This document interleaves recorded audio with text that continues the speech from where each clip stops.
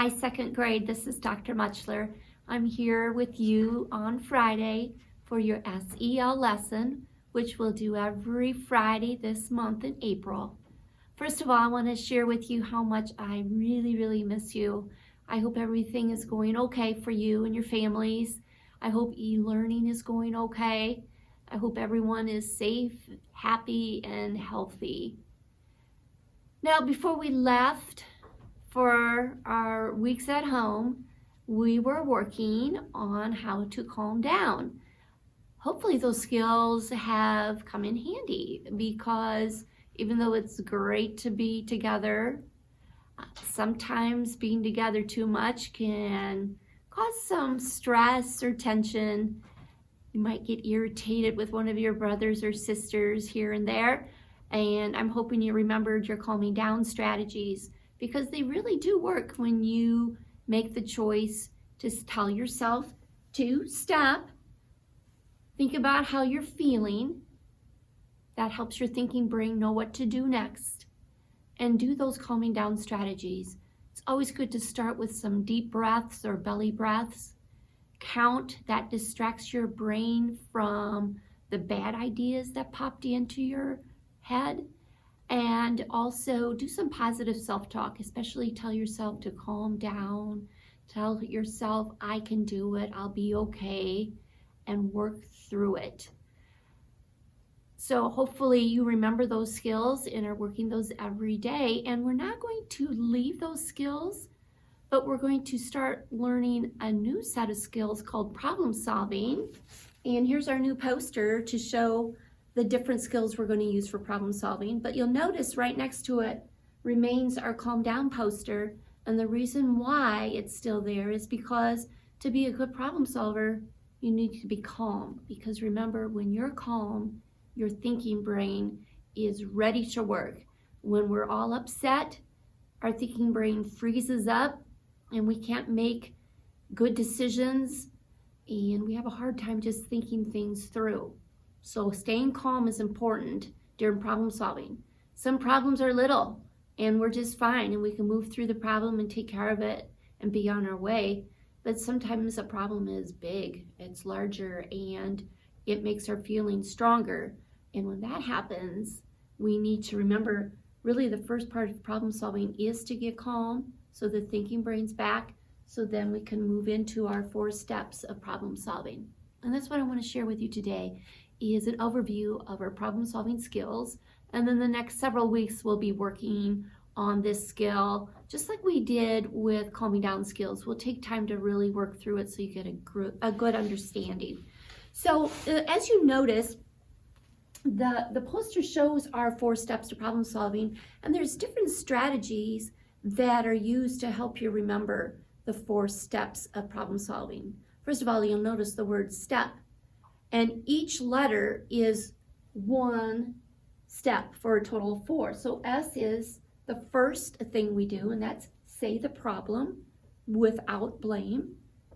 The second step is think of solutions. A solution is something we use to solve a problem.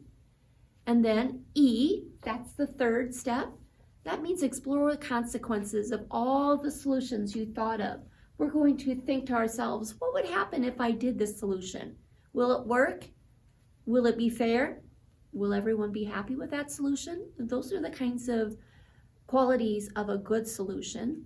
And then of course the last step is P, pick the best one. Now, going back, I just want to say a few more things about each of these.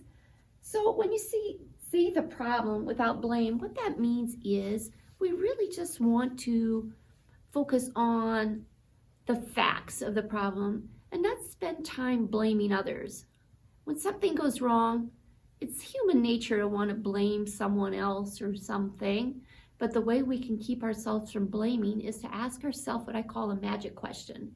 What is it we want or need in this situation? When you focus on what do we want or need, that really helps you clarify or get a clearer understanding of what the problem is.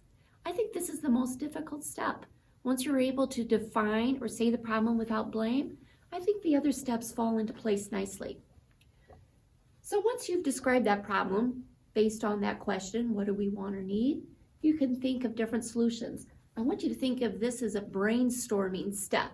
Think of as many ideas as you can. It doesn't matter if it's going to work or not, because the next step will help us sort out our ideas. Which ones do we think are good? Which ones do we need to toss to the side because after we thought about it, it's not the best idea. Maybe it's not fair for everyone, or we think about it more and say to ourselves, I don't think that'll work. But we're going to sort them out here by exploring the consequences of each solution we think of. And then once we do this step, the last one is we will pick a solution and hopefully it'll be one that works. Now, I think the best way to really get you to understand these 4 steps of problem solving is to see them put into action. So what I would like to do now is share with you our learning video of 2 students who are having a problem working on a project together. And at first they're not doing so well, but once they start using the problem solving steps with the help of Anthony, who's in the video too, I want you to think of Anthony as a problem solving coach. He's going to help these 2 work through the situation in a calm and positive way. Let's take a look. Have you ever been working on a school project with a partner and everything is going well? And then something happens. A problem comes up, out of nowhere. Well, Connor and Tiana are out here in the hall working on a poster together, but they don't look too happy. Let's find out what's going on. Wait, I said the title should be red. Everyone uses red. It's a dumb color. No, it isn't. Green is dumb. Green looks a lot better than red. Oh, a lot better. Fine, then I'm just gonna make my own poster. Go ahead, then I can just test one up and do a better one by myself. Hey, what's going on? I'm guessing from all the racket around here that there's some kind of problem. I don't want to do the poster with him anymore. I don't want to focus you either. He thinks my color is dumb, but his is dumb. Let's just tear it up then.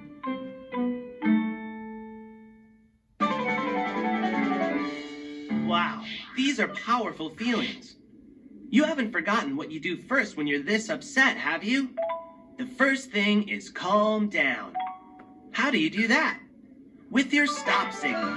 Remember what you chose as your signal? Relax. Be cool. Okay, good. Can you name your feelings? I'm frustrated and mad. I feel fed up. You've just done something pretty important. You've named your feelings. Frustrated, mad, fed up. It sounds like you're exasperated. All of this adds up to being stuck. You've got a poster project that is on the way to nowhere. Unless what? Unless you can get some help from your brain. That's why you need to calm down, so you can think. I think it's time for some belly breathing.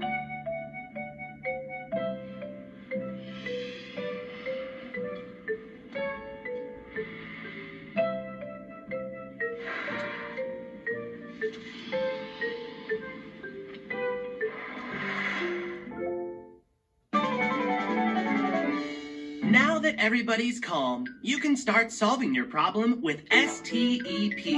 Let's start with S. Say the problem, right? The problem is Connor never listens to me. Yeah, well, you're always bossing me around. Sounds like you're both playing the blame game. When you say words like never or always, you're blaming each other. Connor never listens to my ideas. Tiana is always bossing me around. Sound familiar? Those are blaming words. Your words make it sound like your partner's at fault. But you can figure out how to say the problem without blame.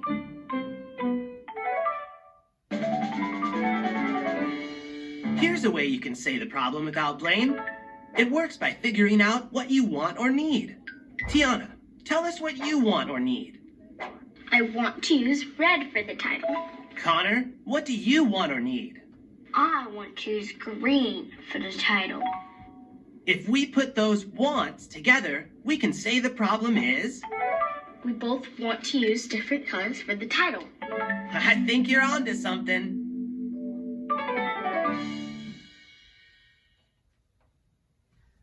they did a good job figuring out what their problems, so let's continue to watch their problem-solving process.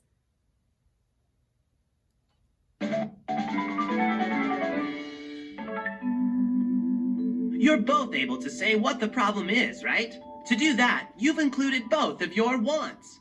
We both want to choose different colors for the title of our poster. No fault, no blame. Let's go on to the next step. T, think of solutions. Safe and respectful solutions. So, this is the fun part. Think of as many ideas as you can. I guess we could each do our own poster, but Miss Nelson wants us to learn to work with a partner. We could agree on a different color. I know. We could toss markers in the air, and whichever lands on the poster is one we'll use.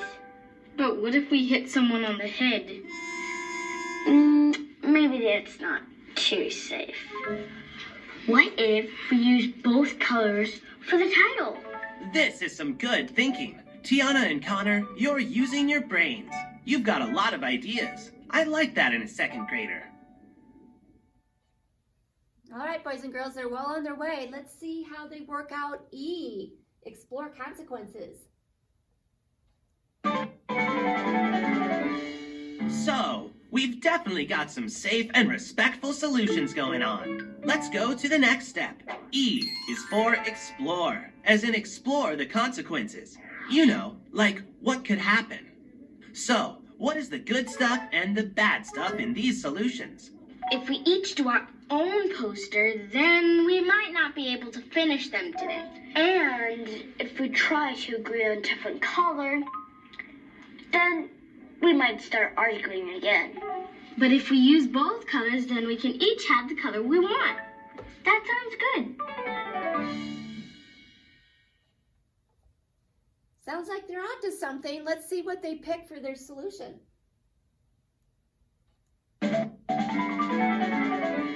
I think you're ready for the last step. P, pick the best solution. What do you think? What would work best? I think we should do both colors for the title. We can do one red letter, then one green letter, or make them green and red stripes. Personally, I like triangles. Or green with red polka dots. Yeah, this is the best idea. Yeah.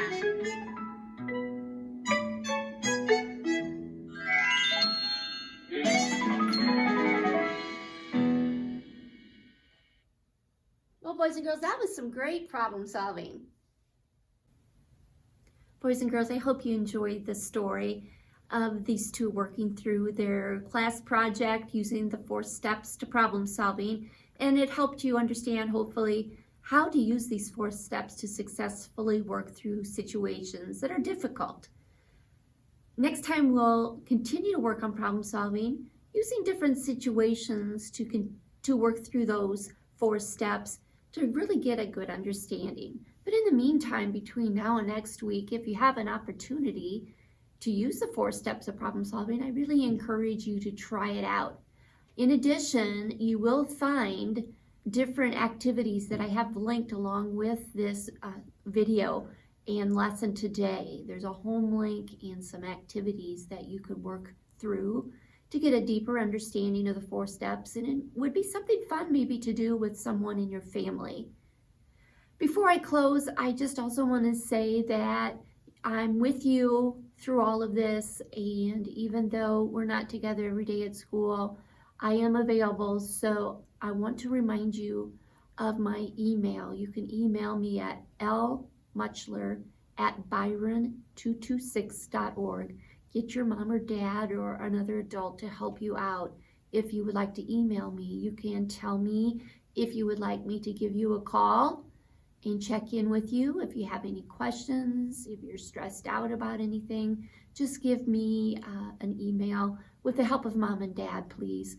And that is lmutchler@byron226.org.